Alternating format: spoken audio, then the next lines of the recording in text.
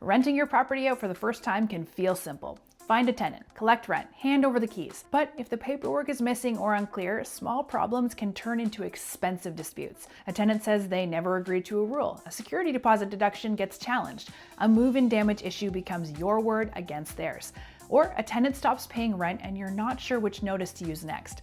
This is why new landlords should think about paperwork before the tenant moves in and not after something goes wrong. In this video, we'll walk through 5 documents new landlords may need before renting out a property, what each one does, and how they can keep the rental relationship clear from the start. Before we dive in, you can find official landlord forms and rental documents linked below this video. Choose the form that fits your situation, select your state where needed, and use this video as a guide while you get organized. Let's get started. Document 1, a rental application. This is the form a prospective tenant fills out before you decide whether to rent to them. A rental application usually asks for basic information like the applicant's name, contact information, their rental history, employment details, income information, references, and permission to run certain screening checks. The goal is not to be nosy. The goal is to help you make a consistent, informed decision before giving someone access to your property. But this is also an area where landlords need to be careful. Tenant screening rules can implicate fair housing laws, state laws, and local rules. Landlords should avoid asking questions that could be discriminatory or unrelated to whether the applicant can meet the objective rental criteria. A good rental application helps you collect the same type of information from each applicant, compare applications fairly, and a record of the screening process. For a new landlord, this matters because the rental relationship starts before the lease is signed. It starts with how you select the tenant. Document number 2, a lease agreement. Once you choose a tenant, the landlord agreement is the main document that sets the terms of the rental agreement. This is the document that explains who is renting the property, how much rent is due, when it's due, how long the tenancy lasts, and what rules apply. A lease agreement often includes details such as the rental property address, the names of the landlord and tenant, the lease duration, rent amount due each month, security deposit requirements, late fees, maintenance responsibilities, liability for breach of lease terms, and rules on matters like pets, parking, and guests. For new landlords, this is usually the most important document to get in writing. A verbal agreement can create confusion fast. The tenant may remember one thing, the landlord may remember another. And if a disagreement comes up, it's the landlord's word against the tenant's. A written lease helps both sides understand the rules from the beginning. It also gives you a document to reference if questions come up about rent, deposits, maintenance, property access, or lease violations. One important note. Lease rules can vary by state and local law, so make sure the lease you use matches the rules where the rental property is located. Document number 3, a move-in checklist. This is the document that landlords and tenants can use to record the condition of the property at the beginning of the tenancy. It covers walls, floors, appliances, windows, doors, plumbing, fixtures, smoke detectors, keys, and any existing damage. For a new landlord, this document is easy to overlook, but it can become very important later.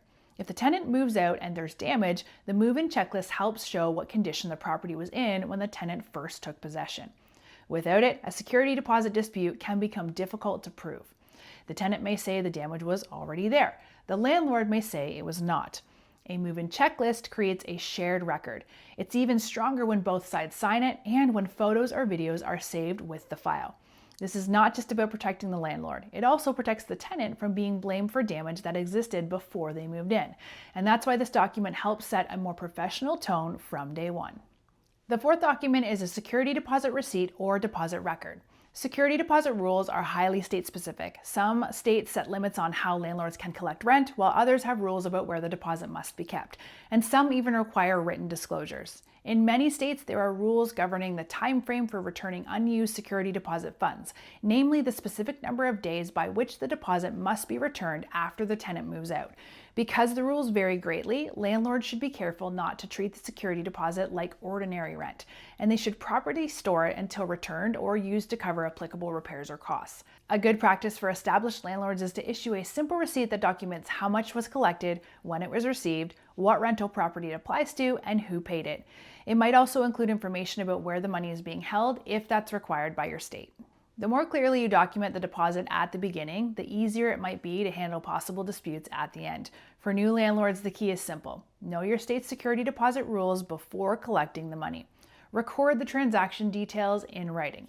Keep the originals for your records and give the tenant copies as well. Document 5, landlord notice forms.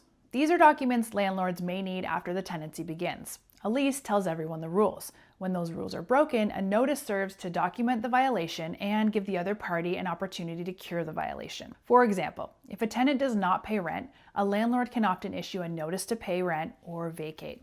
If the tenant violates some other lease term, a landlord will typically give a notice to cure or vacate.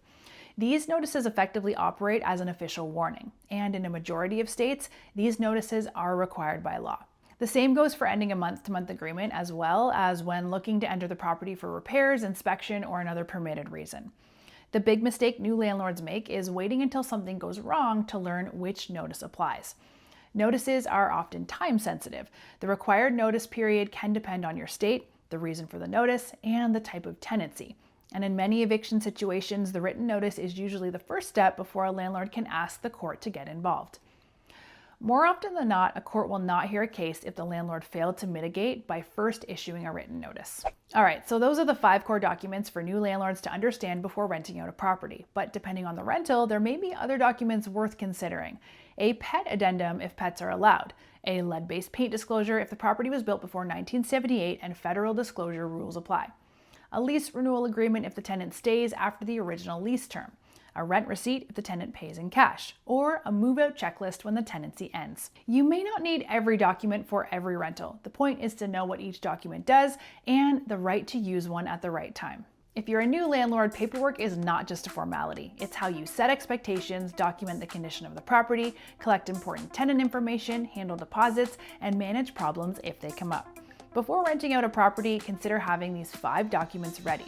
You can find official forms for all of these using the links below. And if you want to understand a lease agreement in more detail, watch this video next.